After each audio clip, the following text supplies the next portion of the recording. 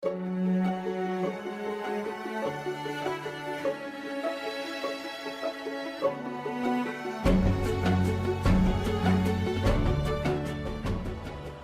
racismo, sobretudo contra a população negra, é um grave problema social que assola todo o mundo. No ano de 2020, pudemos acompanhar diversas manifestações pelo mundo contra o racismo. A frase Black Lives Matter, vidas negras importam, ecoou após a morte de George Floyd por um policial branco. E no Brasil, as coisas não são muito diferentes. Ainda vivemos as mazelas de uma abolição da escravatura assinada em 1888 pela princesa Isabel, que não garantiu nenhum tipo de reparação e nenhum direito a nenhum escravizado e nenhum de seus descendentes, perpetuando o racismo estrutural até os dias de hoje. Segundo dados do IBGE divulgados em 2019, 55,8% da população brasileira se autodeclaram pretas e pardas. Mesmo assim, é observado o racismo estrutural na sociedade brasileira, uma vez que há um conjunto de desigualdades entre pessoas pretas e pardas. Na representação política, os brancos são 75,6% dos deputados federais eleitos em 2018, enquanto os pretos e pardos são 24,4%. Na educação, a taxa de analfabetismo de pretos ou pardos diminuiu de 9,8% em 2016 para 9,1% em 2018, mas ainda é maior do que a de brancos, de 3,9%. Segundo Eliane Cavaleiro, a discriminação racial está presente na sociedade brasileira em todos os seus segmentos, inclusive nos meios de comunicação, com a falta de representatividade, o que reflete na formação de identidade das crianças negras. Com base nas reflexões sobre representatividade e no campo de estudos da educação infantil, levantamos o seguinte problema de pesquisa: como podemos valorizar as referências étnico-raciais e contribuir para a construção da identidade da criança negra na educação infantil? Assim, construímos como objetivo geral deste projeto integrador potencializar as referências étnico-raciais na prática docente, visando contribuir para a construção da identidade da criança negra na educação infantil. Na educação infantil, o currículo, as práticas e as metodologias precisam visar a construção da identidade de cada criança a fim de um resgate da história dos africanos e afro-brasileiros, nossa herança cultural africana e a sua importância para a formação do nosso país. Para saber um pouco mais como a educação étnico-racial tem sido abordada na educação, foi feita uma pesquisa com 51 professores por meio de formulário online. Que responderam à pesquisa, em sua maioria, lecionam há mais de 5 anos na rede pública. Cerca de 38% definem-se como negro, 60% se definem como afrodescendentes e, desse total, 58% definem-se afro-brasileiros, o que revela representatividade étnica em relação aos professores da rede pública. A maioria dos professores pesquisados responderam que conhecem a legislação sobre as relações étnico-raciais e realizam em sua unidade escolar, durante o horário de formação, estudo e discussão a respeito do tema. A maioria dos professores pesquisados afirmaram se sentir inseguros para abordar a temática étnico-racial em sala de aula e acabam não desenvolvendo projetos com as crianças. A maioria reconhece a importância da leitura na educação infantil e a realiza com frequência, porém sem refletir sobre as relações étnico-raciais. Uma prática educativa que pode colaborar com a formação étnica das crianças, sobretudo as de população negra, é a sessão de leitura simultânea. Nessa proposta, as crianças escolhem os livros pré-selecionados pelas professoras, fazem a escuta da leitura e depois conversam sobre ele.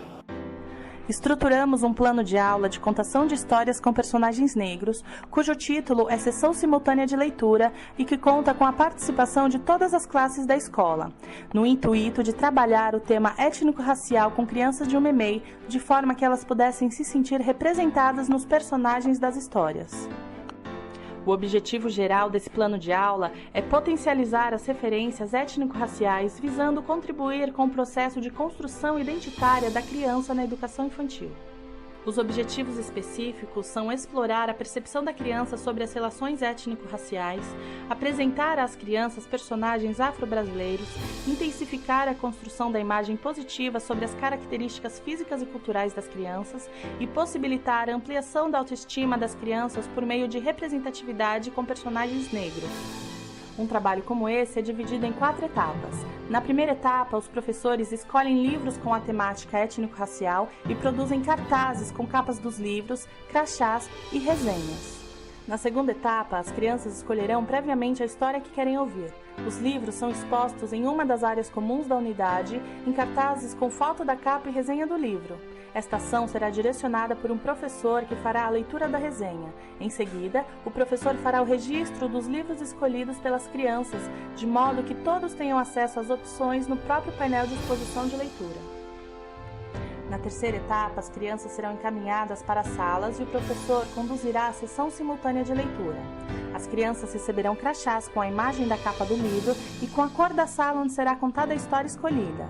As salas estarão identificadas com o cartaz da leitura para facilitar a identificação pela criança, que se locomoverão até o local indicado, observados pelos profissionais da escola.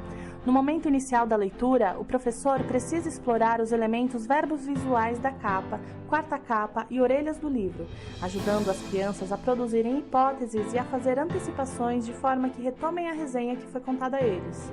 Durante a leitura expressiva, mostrar as ilustrações, realizar pausas para confirmar as hipóteses iniciais e as antecipações e os ajudar a produzir outras, com perguntas como: "E agora, o que vocês acham que vai acontecer?"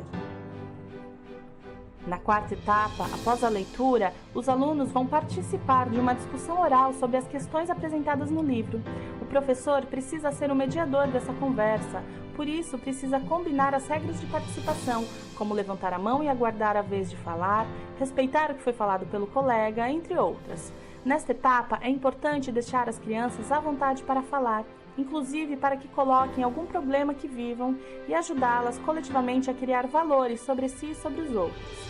O processo de avaliação das crianças nesta atividade deve ser contínuo e formativo, por meio da observação, participação, interesse e reação da criança em todo o processo da atividade, desde o momento da escolha até o término da aula.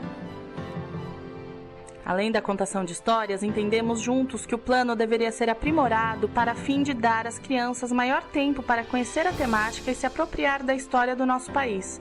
Assim, as inscrições deveriam ser realizadas pelas crianças em um dia da semana e o momento da contação de história em outro dia, possibilitando ao professor tempo hábil para a exploração das tradições e cultura negra, parte fundamental para o reconhecimento da criança na história. Esse plano de aula foi apresentado para uma escola municipal de educação infantil em São Paulo. Segundo Nelson Mandela, ninguém nasce odiando outra pessoa pela cor de sua pele, sua origem ou sua religião. Para odiar é preciso aprender. Por isso a escola, desde a educação infantil, tem como papel o combate ao racismo estrutural, começando pela formação de identidade e de autoestima das crianças. Assim, refletindo sobre representatividade, a formação de identidade da educação infantil, propor mudanças nas práticas docentes, por meio de apresentação de aula, são formas de erradicação do racismo em nossa sociedade.